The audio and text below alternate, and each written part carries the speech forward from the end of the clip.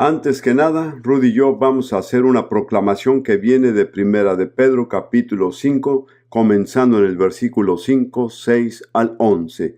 Es un poco más larga que las anteriores que hemos hecho, y el tema es humillarse a sí mismo.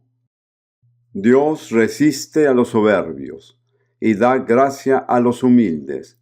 Humillaos pues bajo la poderosa mano de Dios, para que Él os exalte cuando fuere tiempo, echando toda vuestra ansiedad sobre Él, porque Él tiene cuidado de vosotros. Sed sobrios y velad, porque vuestro adversario el diablo, como león rugiente, anda alrededor, buscando a quien devorar, al cual resistid, firmes en la fe, sabiendo que los mismos padecimientos se van cumpliendo en vuestros hermanos en todo el mundo. Mas el Dios de toda gracia, que nos llamó a su gloria eterna en Jesucristo, después que hayáis padecido un poco de tiempo, Él mismo os perfeccione, afirme, fortalezca y establezca. A Él sea la gloria y el imperio por los siglos de los siglos. Amén.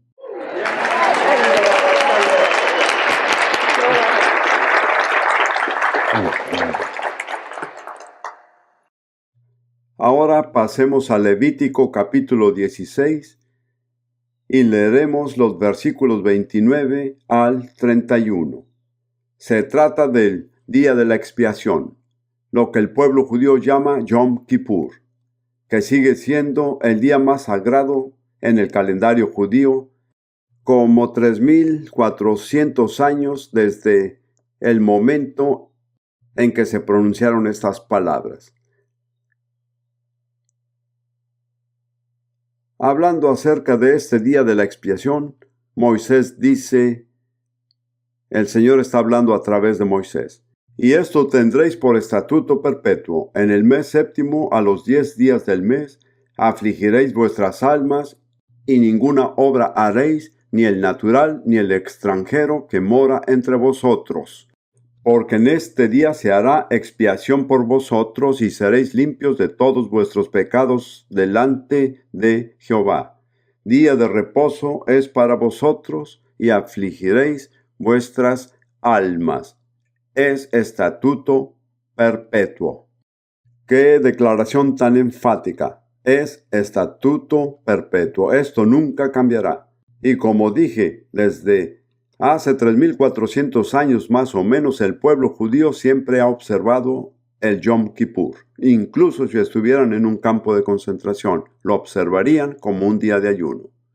En Hechos 27, versículo 9, que no hace falta que lo busquen, pero se le llama el ayuno. De modo que establece el hecho bíblico, que podría establecerse de muchas formas, que cuando Dios dijo afligir sus almas, se refería al ayuno. Yo ministré una vez, hace años, con un hermano bautista que se llamaba Clarence Fast. Y yo siempre decía Fast con acento británico, pero decidí que él estaba en su derecho a escoger cómo se debe de pronunciar su nombre. Así que, siguiéndole la corriente, le empecé a decir Fast. Bueno, como sea, estamos hablando. Mi definición del ayuno es abstenerse de la comida por propósitos espirituales. No necesariamente tiene que ser sin bebida, aunque el pueblo judío para el Yom Kippur normalmente se pasan alrededor de 25 horas sin comida y sin agua. Es peligroso pasarse más de 72 horas sin agua y nunca les recomendaría que lo hicieran. Conocí a un predicador llamado Tommy Hicks que conquistó Argentina hace mucho tiempo, y él sí se pasó 17 días. Moisés se pasó 40 días sin comida ni agua, pero nunca intenten de rebasar las 72 horas a menos que se encuentren en un plano sobrenatural con Dios como lo hizo Moisés. Pero el ayuno no es simplemente abstenerse del comer, es abstenerse de la comida por propósitos espirituales.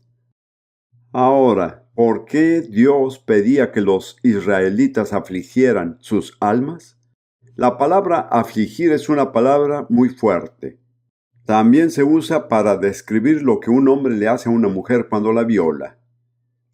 Significa someter, rebajar, humillar. Y Dios nos pide que rebajemos, subyuguemos y humillemos el alma. Y le dijo a los israelitas, si no lo hacen cada año, ya no serán mi pueblo. Así que Dios le concede gran importancia a este acto.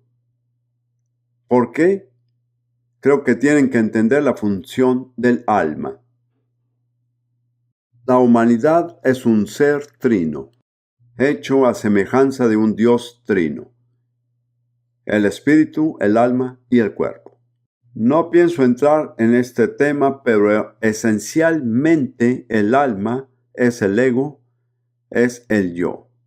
Y hay tres funciones principales del alma según la mayoría de los teólogos: el intelecto, la voluntad y las emociones. O pongamos primero la voluntad, el intelecto y las emociones. Así que traducido al lenguaje sencillo, es el alma la que dice: yo quiero, yo creo, yo siento. Y es muy arrogante e imponente en cada uno de nosotros. Y Dios dice, si realmente quieres mi bendición, vas a tener que aprender a someter ese ego arrogante e imponente que está en cada uno. Me recuerda a un abogado en la ciudad de Washington hace muchos años, cuando yo hablaba del ayuno. Y le pareció bueno empezar y dijo, voy a ayunar por 24 horas. Él pasó un día miserable. Cada vez que pasaba por un restaurante o algo por el estilo donde se servía comida, apenas podía resistirse a entrar, pero logró completar el día. Entonces le dio un sermón a su estómago. Le dijo, muy bien estómago, me has causado muchos problemas el día de hoy, has sido muy rebelde, y por eso te voy a castigar, y mañana también voy a ayunar. Eso es subyugar al alma, es someterla bajo la disciplina y el control de Dios. Y Dios dice, si no lo hacen, no son mi pueblo. Eso es lo que le dijo a Israel. No estoy diciendo que también está dirigido a ustedes, aunque no debe haber distinciones. En el Salmo 35, versículo 13, David habla de la misma manera. Salmo 35, versículo 13. Solo voy a leer la parte final. Me ponía ropas ásperas. El cilicio es la marca del luto, y el ayuno y el luto van muy pegados el uno del otro. Afligí con ayuno mi alma.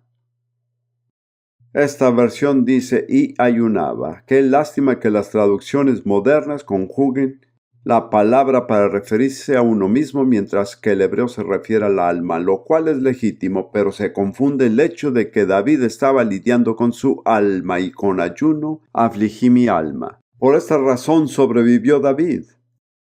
Tenía muchos problemas y no siempre hacía lo correcto, pero aprendió a humillarse a sí mismo, a afligir su alma. Eso lo convirtió en un gran hombre de Dios, y creo que cada siervo exitoso del Señor tiene que aprender a afligir él o ella su alma. Hay otras maneras de hacerlo, pero realmente el ayuno es la forma bíblica de hacerlo. Ahora, ya hemos citado en conjunto a 1 de Pedro capítulo 5, donde Pedro dice, humillaos a sí mismos. Así que la manera bíblica de hacerlo, la forma bíblica, y que hay otras maneras, pero la principal manera de afligir nuestras almas es ayunar. Ahora quiero darles algunos ejemplos históricos, primero del Antiguo Testamento y luego del Nuevo. Cuando fui salvo en 1941, si creen que en la tierra había seres humanos en ese entonces, Yo era muy ignorante de las Escrituras. No era completamente ignorante de la Biblia, porque siendo anglicano, y una de las grandes cualidades de la iglesia anglicana es que leen las Escrituras en cada servicio. Así que conocía las Escrituras de cierta forma por la historia. Pero no tenía yo ningún entendimiento espiritual. Tenía yo 24 años de edad. Tuve estudios en las mejores instituciones de Inglaterra. Nunca había conocido a una persona decir que había vuelto a nacer. No sabía que tal experiencia fuese posible. Después tuve un encuentro muy dramático con Jesús a medianoche en un cuartel del ejército. Déjenme decirles esto.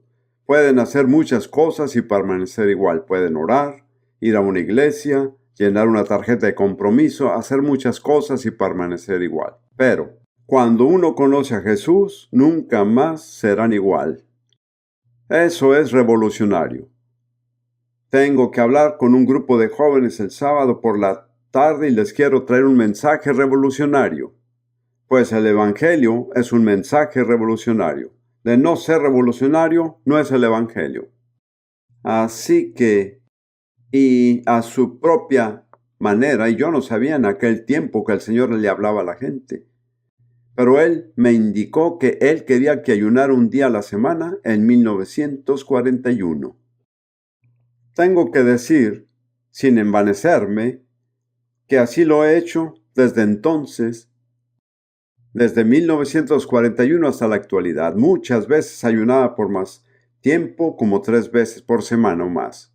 Pero hace unos días calculé que después de ayunar por los muchos años que he sido cristiano, he ayunado por más de 3,000 días, que vienen siendo más de 8 años.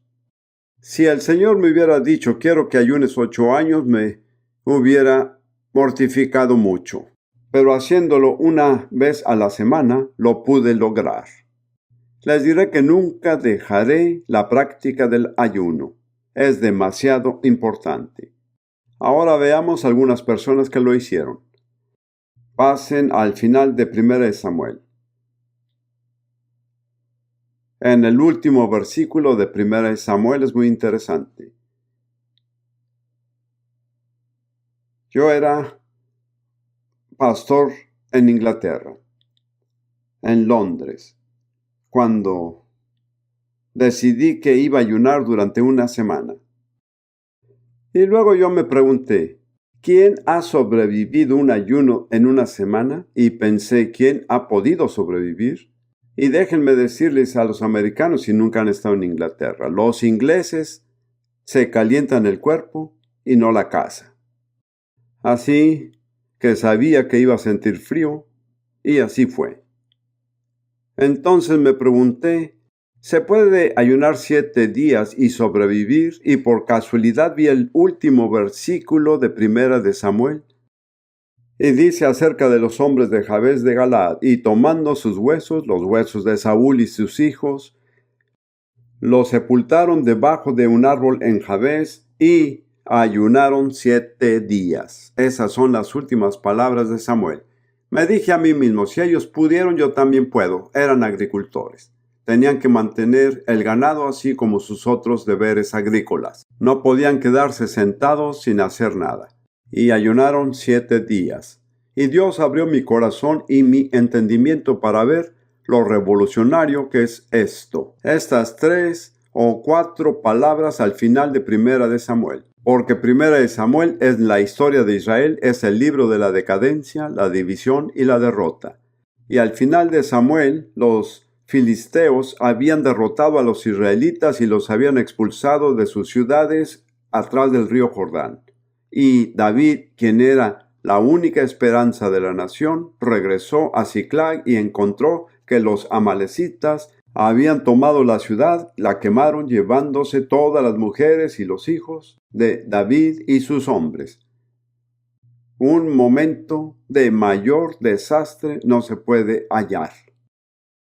Pero si se fijan en 2 Samuel es todo lo contrario. Es un libro de recuperación, reunión y victoria. ¿Y cuál fue el momento decisivo? Fueron los hombres de Jabes. No creo que se pueda enfatizar de más la importancia del ayuno. Eso es lo que realizó el cambio, el momento decisivo. Vamos a ver otros ejemplos. Vamos a ver aquel personaje bien conocido, Jonás. Jonás, capítulo número 3. Seguramente muchos de ustedes conocen la historia de Jonás. Él fue un profeta. Y Dios le dijo que se fuera a Nínive hacia el este, y se levantó y se fue al oeste, a la dirección opuesta. Y yo analicé cada paso que Jonás tomó desde ese momento en adelante y fue un paso hacia abajo. Descendió de las montañas a las llanuras, de las llanuras a la ciudad, de la ciudad al barco y del barco al mar. Así que les sirva de advertencia, no retrocedan, porque desde ese momento en adelante cada paso que tomen será un paso hacia abajo. Jonás es uno de mis personajes favoritos y quiero relatarles algo que ocurrió en 1970. Pudo haber sido en 1971. En los primeros días del rocío del renacimiento carismático, cuando el rocío aún estaba fresco en la hierba y que ahora se ha evaporado.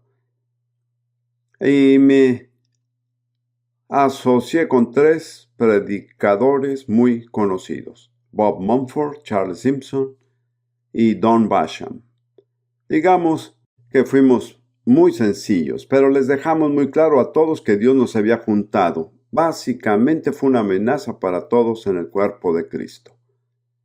Y en ese tiempo, Dennis Bennett, el rector de la Iglesia Episcopal de San Lucas en Seattle, Washington, fue uno de los líderes estrellas del movimiento carismático. Y esta gente, los líderes en Seattle, y yo fui pastor en Seattle por un tiempo corto, decidieron que tenían que hacer algo al respecto porque había tanta discordia, división y malentendido. Así que invitaron a los predicadores carismáticos que andaban viajando por los Estados Unidos como barcos que pasan en la noche y nunca se encuentran, a que vengan a Seattle para estar juntos por 3 o 4 días. Nos dijeron que no tenemos dinero para pagarles los gastos, pero cada noche los vamos a mandar en parejas a una iglesia local y de ahí podrán recaudar el dinero para sus gastos. No fue nada espiritual el propósito de mandarnos, pero fue lo que fue. Y nos garantizaron que nunca saldrán 2 veces con el mismo predicador. Bueno, la primera noche salí con Larry Christensen, la segunda noche salí con Larry Christensen, la tercera noche salí con Larry Christensen. Bueno, tienen que saber que, y Juanes y Erna lo comprenderán, por los antecedentes de mi esposa, que fue luterana danesa, los luteranos, bueno, en realidad un pastor luterano era como una capa roja para un toro. A Lidia le llevó casi hasta el final de sus días para superarlo. Así que yo no creía que hubiera buenos luteranos. Tengo que admitirlo con toda vergüenza. Pero después de haber estado 3 noches junto con Larry Christensen, pensé, tengo que estar de acuerdo en que por lo menos hay un luterano bueno, y hemos sido amigos desde entonces. Pero como sea, nos sentamos ahí. Éramos unas 30 o 40 personas reunidas en una habitación grande, y nos mirábamos unos a otros, sin saber qué decir. Pero uno de los hermanos católicos dijo, tengo que decirles, hermanos, la verdad, les tengo miedo a todos. Todos dijeron lo mismo. No sé qué fue lo que se logró. Nos pasamos un día entero hablando del bautismo en agua, y se dio aquella escena particular cuando se reúnen católicos, episcopales, presbiterianos y bautistas y pentecostales y demás. El bautismo en agua era un tema extremadamente polémico. Se pasaron medio día en el tema de los demonios enfocándose en mí.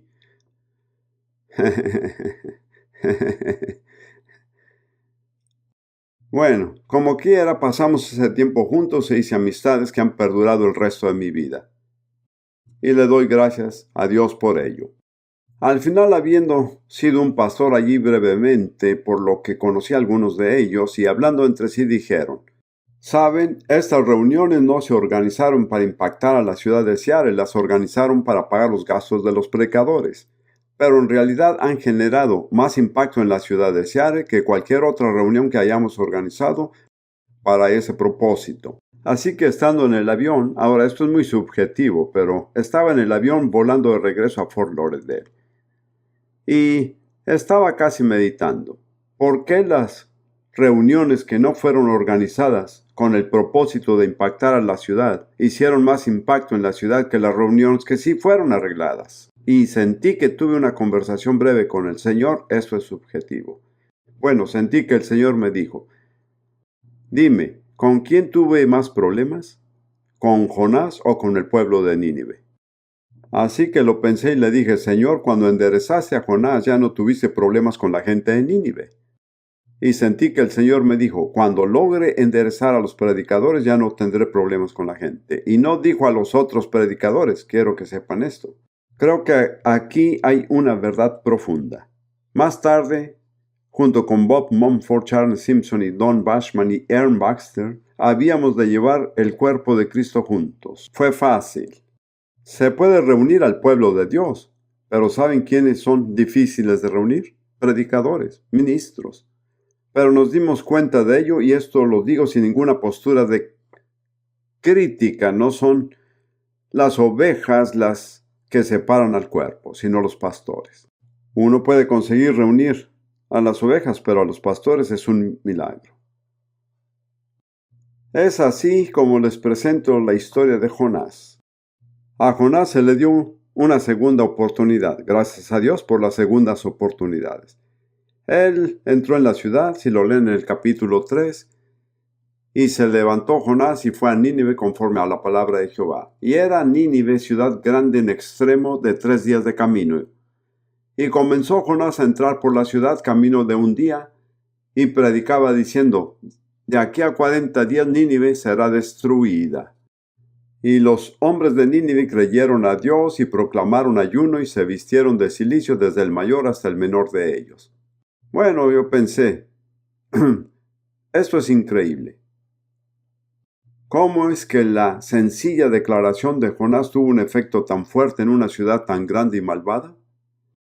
Concluí que fue porque le pasó lo de haber estado en el vientre de la ballena. Es decir, él no hablaba del juicio de Dios desde un punto de vista teórico. Para él sí era muy real esto. Y lo más asombroso es que la población entera de Nínive, una ciudad tan perversa y violenta, se arrepintió. Desde los principales, el rey, hasta el más bajo. Proclamaron el ayuno y nadie podía comer ni beber, ni siquiera el ganado. La ciudad entera ayunó. Que yo sepa, no hay otro ayuno así como este en ninguna parte de la Biblia. Lo interesante es que Nínive tuvo un profeta por solo una vez y se arrepintió. Israel tuvo muchos profetas muchas veces y nunca tuvo un arrepentimiento tan similar a este. Se dice que donde hay confianza hay asco. Y me temo que para algunos de nosotros se aplica. Estamos tan familiarizados con la Biblia que no sentimos su impacto. No lo sentimos. No hay necesidad de que entre en detalle en la historia de Nínive. El hecho es que el estar un día o posiblemente más de un día cambió toda la historia completamente de Nínive. Y Nínive se salvó del juicio de Dios por más de 100 años. Lo interesante es que Nínive fue perdonada, pero el norte de Israel no lo fue, y Nínive fue el instrumento del juicio de Dios sobre el norte de Israel. Aquí tenemos una lección. Así que he ahí una ciudad entera, una ciudad perversa, cuya historia fue cambiada por medio de la oración y del ayuno. Y luego tenemos la historia de Esther. En el libro de Esther, capítulo 4. Espero que todos ustedes conozcan la historia. Pienso que tengo el privilegio de tratar con gente que conoce su Biblia. Si el día de hoy hablara con los jóvenes de Inglaterra, no tienen ni la menor idea de lo que la Biblia dice. Si les hablan de Pedro, no saben quién era Pedro. Algunos de ellos ni siquiera saben quién es Jesús. Qué situación tan terrible, pero tenemos que hacer algo al respecto. Así que Esto es muy interesante de cierta forma, ya que Israel, el pueblo judío, nunca ayunó ni se arrepintió cuando era una nación libre e independiente. Pero cuando fueron llevados cautivos y Amán planeó destruir a todo el pueblo judío, por primera vez todo el pueblo judío se arrepintió y ayunó. Creo que en cierta forma, tal vez esto se aplica a nosotros. Todavía somos libres e independientes hasta cierto grado. ¿Vamos a usar nuestra libertad de la manera adecuada o nos vamos a esperar hasta que se nos quite? Y entonces, ¿haremos lo que hicieron los judíos en Susa? Luego se humillaron. Aprendieron lo que es la vara de Dios. Estuvieron bajo la disciplina de Dios. Ruego, queridos hermanos, que no tengamos que ir por ese camino, porque fácilmente podría suceder. Fácilmente podríamos perder nuestra independencia y también nuestra libertad, y nos arrepentiremos de no haberlas aprovechado mejor. Veamos qué pasó. Ustedes saben que el decreto indicó que cada judío iba a ser aniquilado. Y Mardoqueo, que era el primo de Esther, había puesto a Esther en el puesto para ser reina, pero no se sabía que ella era judía. Y Mardoqueo le envió un mensaje a Esther en el palacio del rey, y en el versículo 13 dice: entonces dijo Mardoqueo que respondiesen a Esther: no pienses que escaparás en la casa del rey más que cualquier otro judío. Porque si callas absolutamente en este tiempo, respiro y liberación vendría de alguna otra parte para los judíos. Mas tú y la casa de tu padre pereceréis. Y quién sabe si para esta hora has llegado al reino. Y Esther dijo que respondiesen a Mardoqueo: ve y reúne a todos los judíos que se hallan en Susa y ayunad por mí, y no comáis ni bebáis en 3 días, noche y día. Yo también con mis doncellas ayunaré igualmente, y entonces entraré a ver al rey, aunque no sea conforme a la ley. Y si perezco, que perezca. Ya ven, eso es el compromiso. Viva o muera, no importa. Lo importante es cumplir con el deber que me corresponde. Entonces Mardoqueo fue e hizo conforme a todo lo que le mandó Esther.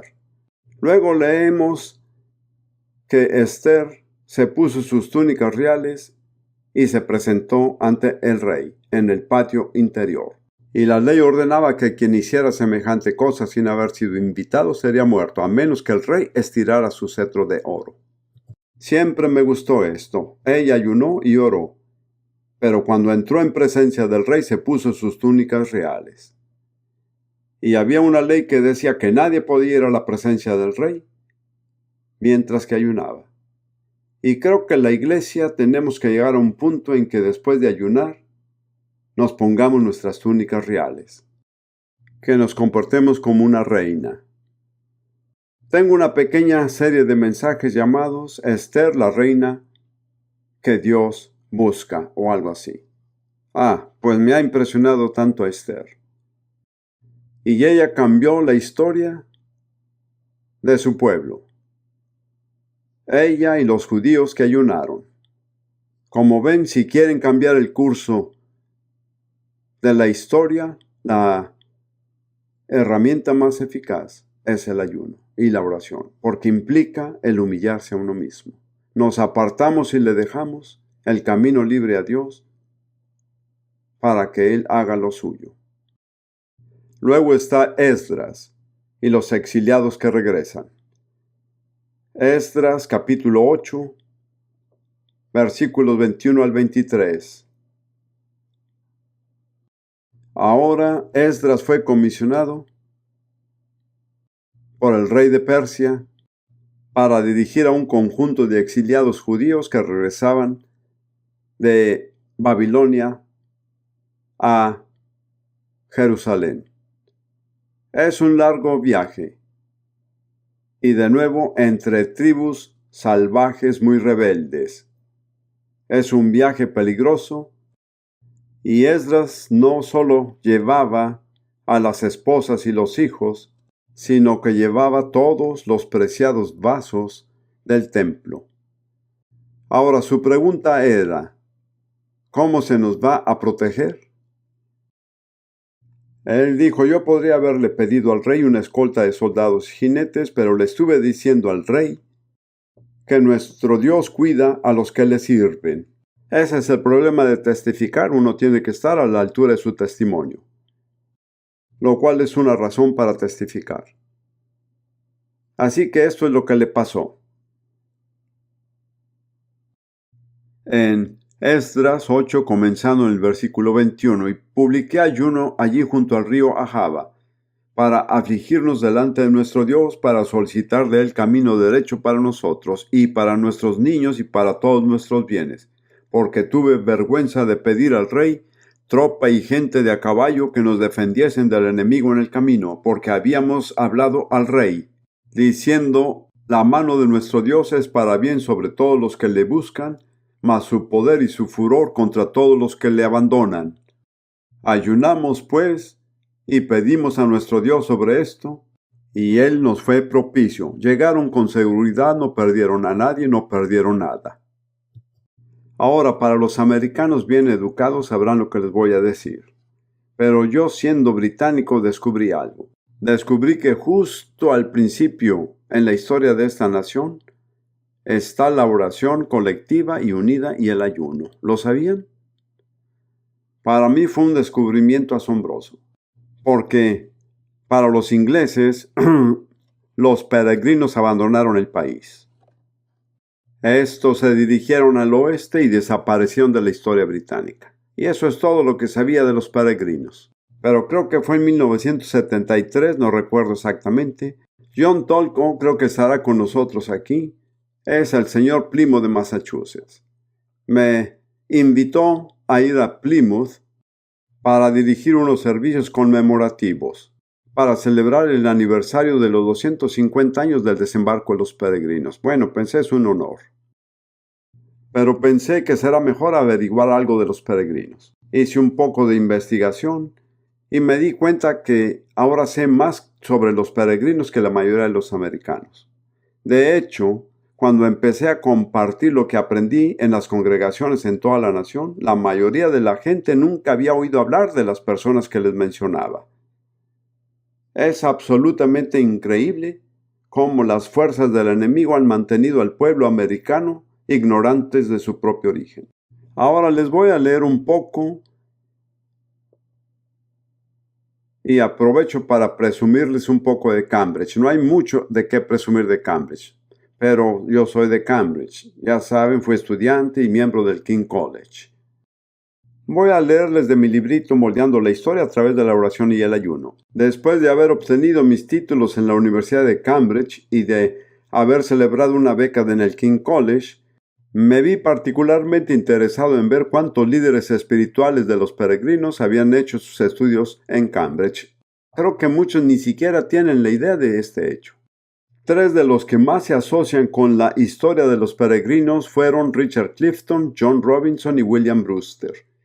Clifton fue anciano de la congregación original en Scrooby, Inglaterra. Robinson fue anciano de la congregación de los peregrinos en Holanda, en Leiden, a donde tuvieron que huir para conservar su libertad religiosa.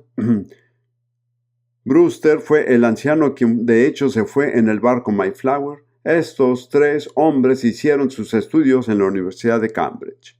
En Cambridge no tienen idea de esto, no saben esto. Y algunos americanos no lo saben. Y yo salí de Cambridge.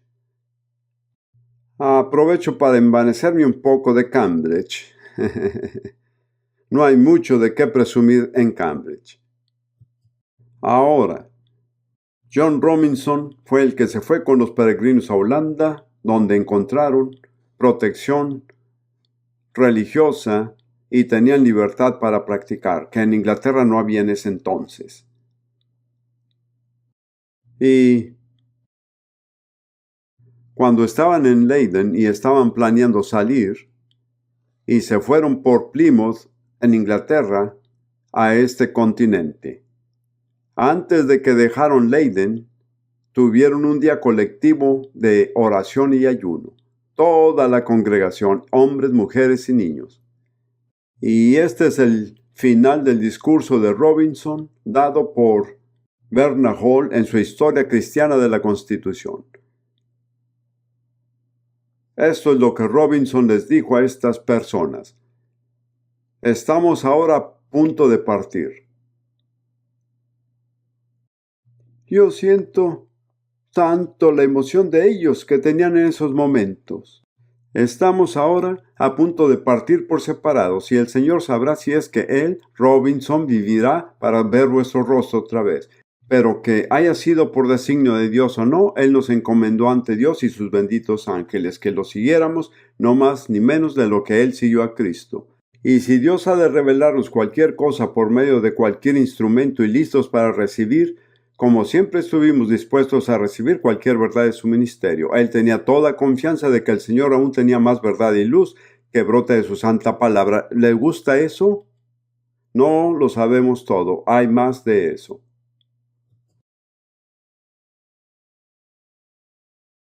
Y así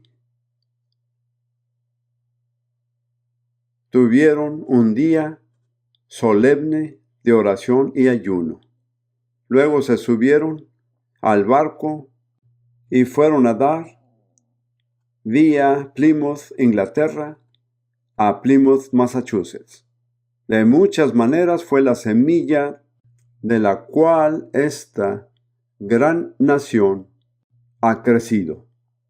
Creo que en muchos sentidos es el momento de volver a sus raíces, de darse cuenta de que había otros elementos que actuaban.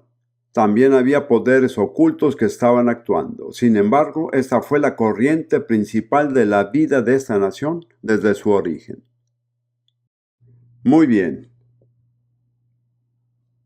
Ahora pasemos al Nuevo Testamento. Mucha gente dice, pero eso era el Antiguo Testamento. Eso se hacía en el Antiguo Testamento. Hermanos y hermanas, están equivocados. El mejor ejemplo que hay de ayuno en el Nuevo Testamento es ¿quién? Jesús, así es. Volvamos a Lucas capítulo 4, versículo 1. Lucas 4, 1. Este es el comienzo del ministerio público de Jesús. Jesús, lleno del Espíritu Santo, volvió del Jordán y fue llevado por el Espíritu al desierto por 40 días y tentado por el diablo.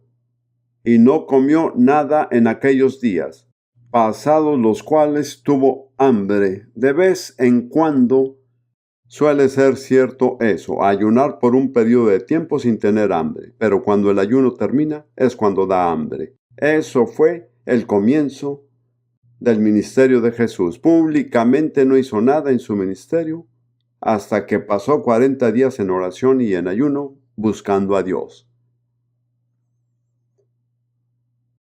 Y dice en el versículo 1 del capítulo 4, Jesús lleno del Espíritu Santo. Pero si leen lo que dice al final de ese periodo de ayuno en el versículo 14, y dice, y Jesús volvió en el poder del Espíritu. Quiero que sepan que hay una diferencia. Una cosa es estar lleno del Espíritu Santo y otra es ministrar en el poder del Espíritu. ¿Qué cerró el abismo entre ellos? El ayuno y la oración. Muchos cristianos que conozco están llenos del Espíritu, pero no tienen mucho poder, porque no han subyugado al viejo ego dentro de ellos que se opone. La forma bíblica de hacerlo es mediante el ayuno y la oración.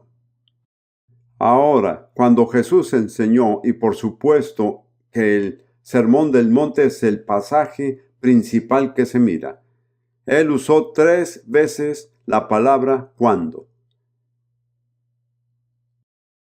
En el versículo 2 de Mateo capítulo 6, Él dijo, cuando pues des limosna. Él no dijo si lo hacías, sino que cuando lo hagas. Él daba por hecho que ellos lo harían. En el versículo 5 dice, y cuando ores, no si vas a orar, sino cuándo. Y en el versículo 16 dijo, cuando ayunéis. No es si ayunan, sino cuándo. Él puso el ayuno exactamente a la misma altura de las obras de caridad y la oración. Y él asumió que todos sus discípulos harían las tres cosas. ¿Recuerdan cuando hablé sobre la diferencia entre un discípulo y un miembro de la iglesia? Esto es algo que marca esa diferencia. Los discípulos practican el ayuno. Los miembros de la iglesia puede que sí o no. Y luego están en el libro de Hechos los principios que guiaron a la iglesia en sus primeros días. Pasemos a Hechos capítulo 13.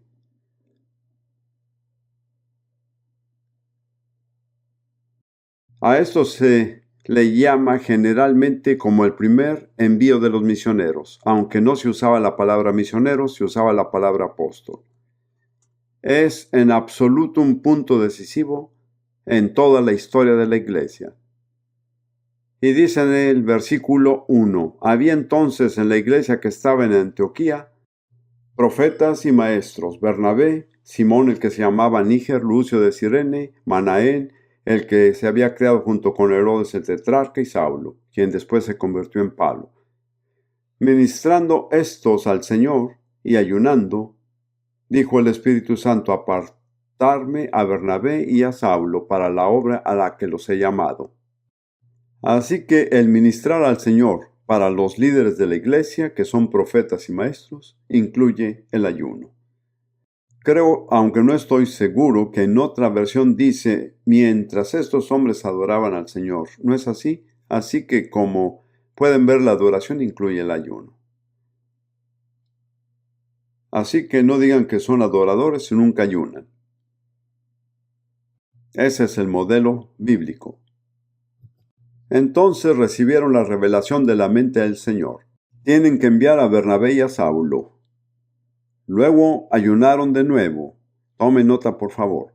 Y continúa en el versículo 3. Entonces, habiendo ayunado y orado, les impusieron las manos y los despidieron. Así que ayunaron y oraron 2 veces, una para recibir la mente del Señor, la segunda vez para equipar y fortalecer a los 2 que fueron enviados. Ahora, si leen en Hechos 14, versículo 23, la consumación de su primer viaje misionero en sus tratos se dio en las iglesias establecidas. Y permítanme decirles que un grupo de personas sin ancianos no es una iglesia. Son los ancianos los que hacen una iglesia, si son los ancianos adecuados. Así dice en el versículo 23, y constituyeron ancianos en cada iglesia, y habiendo orado con ayunos, los encomendaron al Señor en quien habían creído. Así que los 2 pasos decisivos en el desarrollo de la iglesia, el envío de apóstoles o misioneros y el nombramiento de ancianos o líderes en la iglesia local, fueron tomados con oración y ayuno. Son fundamentales para la vida de la iglesia.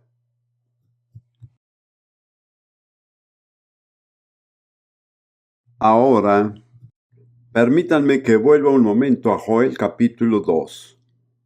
Ahora quiero que veamos el elemento profético en la oración y el ayuno. Como es largo ese capítulo, no lo voy a leer todo.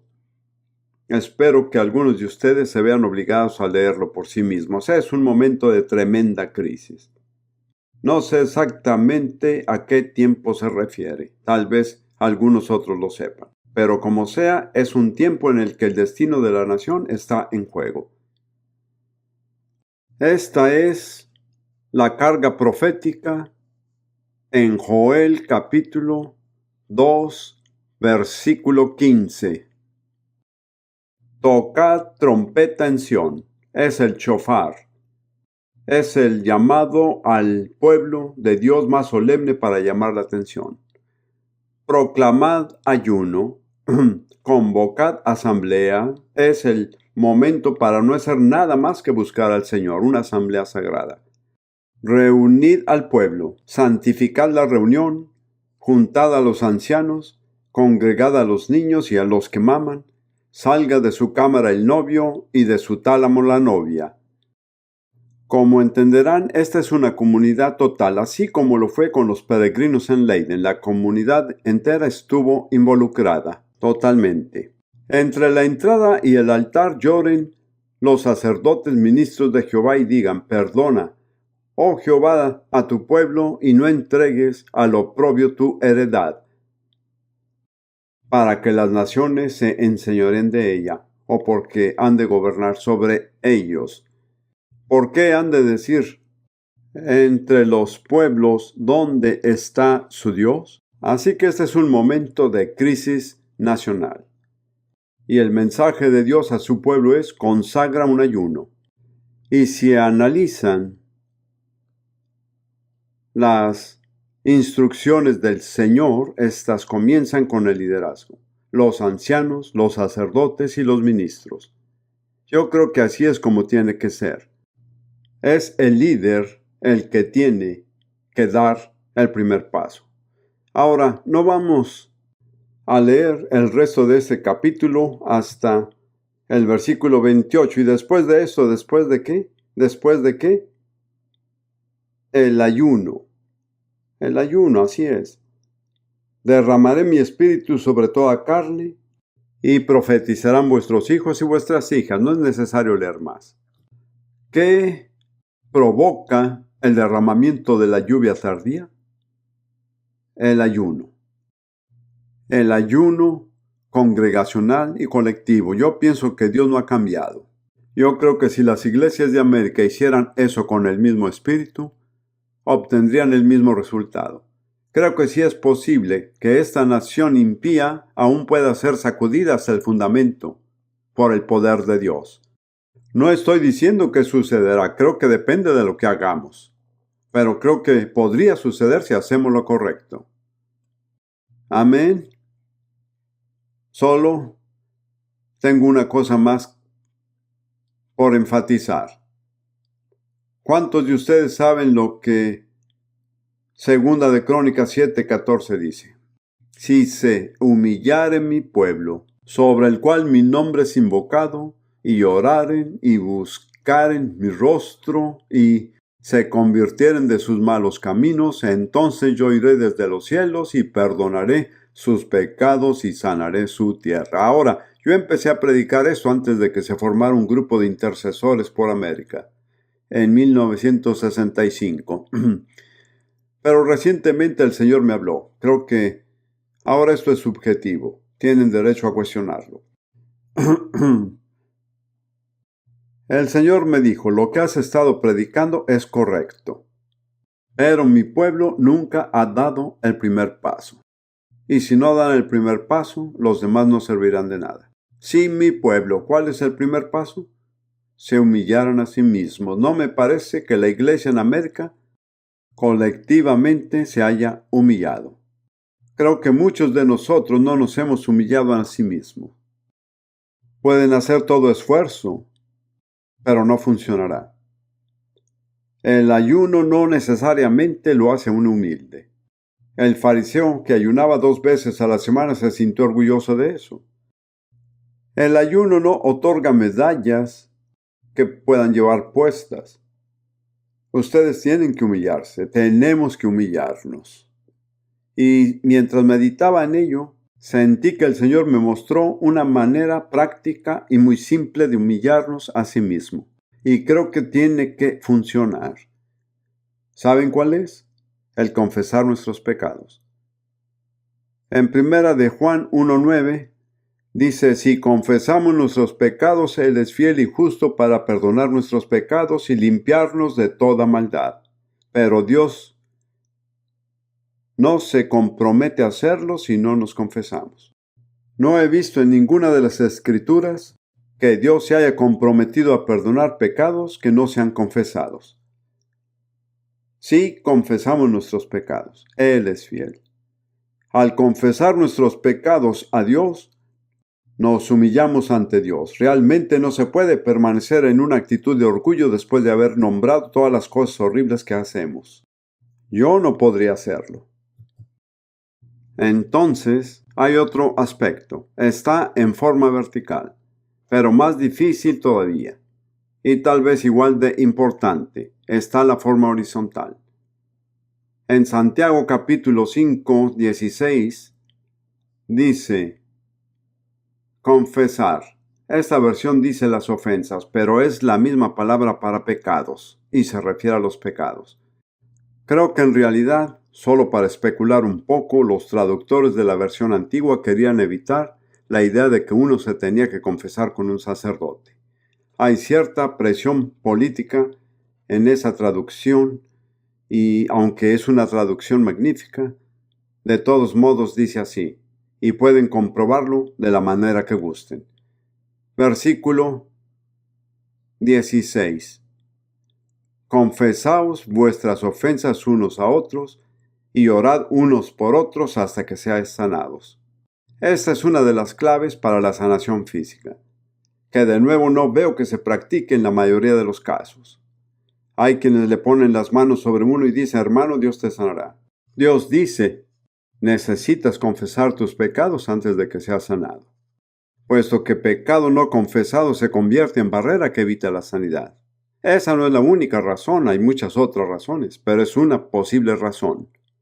Así que no creo que podamos permanecer en una actitud de orgullo si confesamos nuestros pecados el uno al otro, si lo hacemos sinceramente. Si un marido le dice a su esposa, cariño, lo siento, no te traté bien, fui muy rudo en cómo te hablé, me porté muy impaciente contigo, no te he mostrado las consideraciones que te mereces, no puede sentirse orgulloso. ¿No es así? O si una esposa le dice a su marido, lo siento, pero no te he mostrado el respeto que te debo. He estado haciendo lo mío, enfocada en mí misma, siendo egoísta, perdóname. No he sido el tipo de esposa que la Biblia dice que debo ser. No creo que nadie que sinceramente que haga esto permanezca orgulloso. Esta es la clave para humillarnos a sí mismo. Está en confesar nuestros pecados. Y como ya he dicho anteriormente, Dios no exige que confesemos todo y cada pecado que cometemos, pero si nos negamos a confesar un pecado, yo no creo que Dios lo perdone. Así que mi recomendación es poner en práctica lo siguiente. Quiero sugerirle que nos tomemos un poco de tiempo y de manera personal para confesar nuestros pecados a Dios, aquí mismo donde estamos. Recuerden que al que sabe hacer lo bueno y no lo hace, le es contado como pecado. No solamente hay pecados cometidos, también hay pecados por omisión.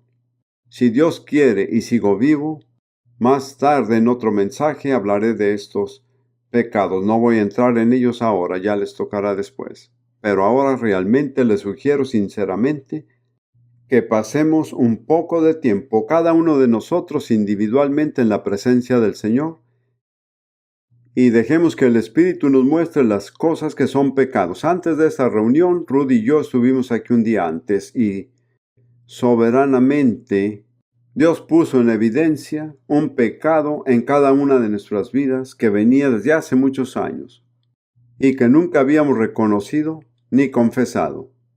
No creo que pudiéramos haber estado en esta reunión adecuadamente sin eso. Y creo que de cierta forma Dios permitió que nos pasara algo así como modelo de lo que debe sucederles a muchos de aquí. Así que vamos a asumir cualquier actitud que les parezca, sea estar con los ojos cerrados o abiertos, inclinados o sentados. No se van a poder postrar ya que aquí no hay lugar para hacerlo. Pero tomemos un poco de tiempo, unos 3 minutos.